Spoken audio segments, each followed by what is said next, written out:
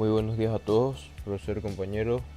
Una vez más, mi grupo y yo tenemos el gusto de hablarles sobre los ciclones tropicales, sus trayectorias y sus reportes meteorológicos en base al código FM13X.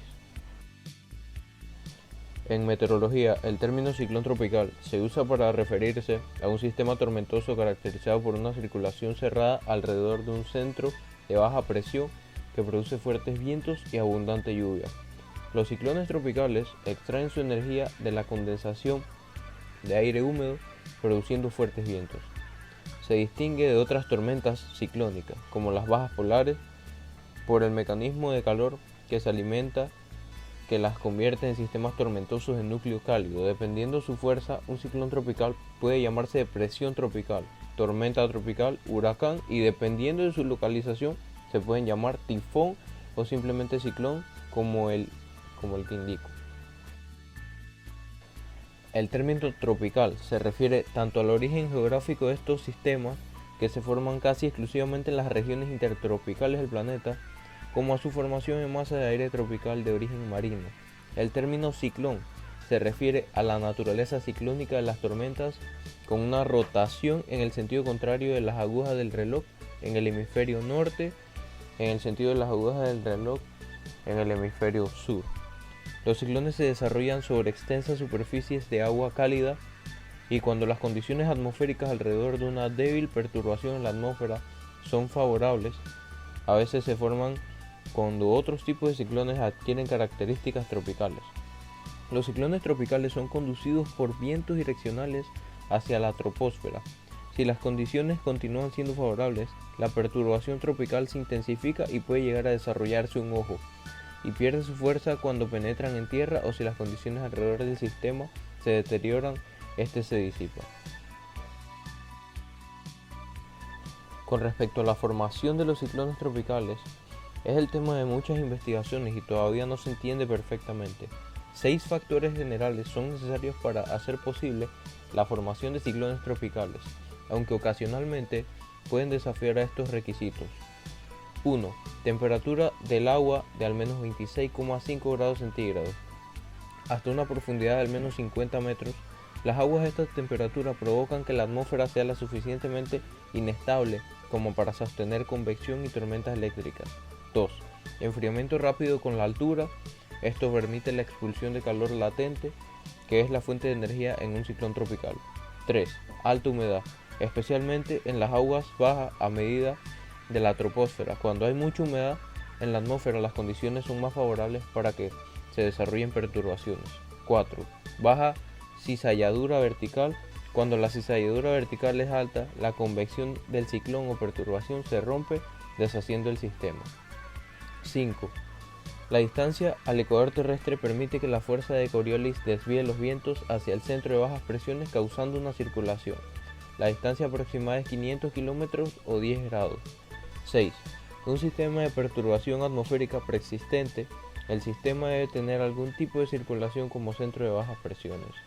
Solo ciertas perturbaciones atmosféricas pueden dar como resultado un ciclón tropical. Estas incluyen ondas tropicales u ondas de vientos del este, canales troposféricos superiores y los límites frontales que caen pueden ocasionalmente atascarse sobre aguas cálidas y producir líneas de convección activa. La época de formación de los ciclones. A nivel mundial, los picos de actividad ciclónica tienen lugar hacia finales de verano, cuando la temperatura del agua es mayor. Sin embargo, cada región particular tiene su propio patrón de temporada. En una escala mundial, mayo es el mes menos activo, mientras que el más activo es septiembre. En el Atlántico Norte, la temporada es diferente, teniendo lugar desde el 1 de junio al 30 de noviembre, alcanzando su mayor intensidad a finales de agosto y en septiembre. Estadísticamente, el pico de actividad de la temporada de huracanes en el Atlántico es el 10 de septiembre. El nordeste del Océano Pacífico tiene un periodo de actividad más amplio, pero en un margen de tiempo similar al del Atlántico. El noreste del Pacífico tiene ciclones tropicales durante todo el año, con un mínimo en febrero y marzo y un máximo de actividad a principios de septiembre. En la región norte del Índico, las tormentas son más comunes desde abril a diciembre, con picos de intensidad en mayo y noviembre. En el hemisferio sur, la actividad de ciclones tropicales comienza a finales de octubre y termina en mayo. El pico de actividad se registra desde mediados de febrero a principios de marzo. Los ciclones se forman en una zona de actividad tormentosa llamada discontinuidad intertropical, zona de convergencia intertropical o zona de bajas presiones del monzón. Otra fuente importante de inestabilidad atmosférica son las ondas tropicales que causan sobre el 85% de los ciclones tropicales intensos en el océano Atlántico y la mayoría en la región del Pacífico Este. La mayoría de los ciclones tropicales se forman a una latitud entre 10 y 30 grados del ecuador y un 87% de los mismos se forman a menos de 20 grados de latitud, norte o sur, debido a que el efecto Coriolis inicia y mantiene la rotación de los ciclones. Estos raras veces se forman o se mueven hasta los 5 grados de latitud, donde el efecto Coriolis es muy débil. Sin embargo, es posible que se formen ciclones en esta región. Si hay otra fuente inicial de rotación, estas condiciones son extremadamente raras y se cree que tales tormentas se forman como mucho una vez cada siglo. Dentro de las trayectorias, aparte del movimiento de rotación espiralada de los vientos alrededor del centro de baja presión, los ciclones tropicales se desplazan como un todo hacia regiones geográficas a veces muy distantes de la zona donde surgió. La dirección del movimiento es gobernada por los sistemas que rodean al ciclón tropical, sean estos anticiclones u ondas superiores.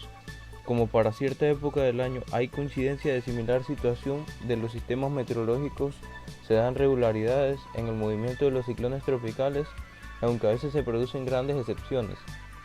El movimiento de los ciclones tropicales se produce de manera general en dos ramas de una parábola. La primera rama con rumbo general al oeste u oeste-noroeste, para llegar a un punto de recurva en el que disminuye su velocidad o se estaciona para cambiar drásticamente la dirección de su movimiento, tomando entonces una segunda rama hacia el norte, nordeste y después al nordeste. En los meses de junio y octubre y noviembre, el movimiento general es próximo al norte, mientras que julio, agosto y septiembre las trayectorias son alargadas, extendiéndose desde la costa de África con orientación general hacia el oeste. El semicírculo navegable es aquel en el que un ciclón tropical a la izquierda de la dirección del movimiento de la tormenta en el hemisferio norte, donde los vientos son más débiles porque las velocidades de la traslación y rotación del ciclón restan, y el semicírculo peligroso, el lado de un ciclón tropical a la derecha de la dirección del movimiento de la tormenta en el hemisferio norte, donde los vientos son más fuertes porque la velocidad de traslación del ciclón y el campo de viento rotativo son aditivos.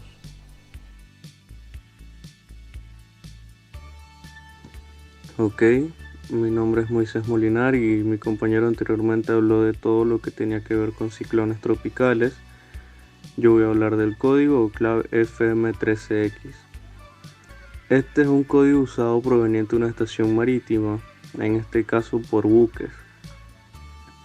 Este se compone de un conjunto de letras simbólicas que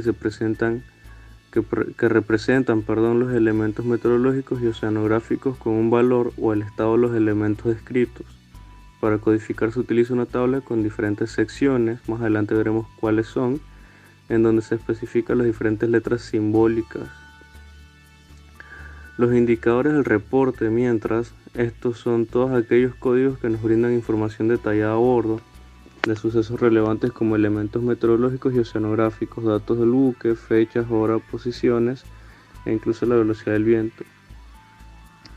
Como por ejemplo está el mismo código FM13X, que está compuesto de múltiples secciones, entre ellas tres principales, como son la sección 0, que habla de la identificación y unidades de velocidad de viento. Hay que recalcar que cuando mencionamos identificación, hablamos del posible tipo de mensaje, la fecha, la hora y la ubicación. Tenemos la sección 1, que habla de los datos de intercambio internacional. Esta, por ejemplo, indica o da la inclusión u omisión de datos de precipitación, de cobertura nubosa total, Continuación del dato que transcribe la temperatura. Y bueno, esto ha sido todo. Muchas gracias por su atención. Espero hayan disfrutado el video. Muchas gracias y no olviden dejar su like.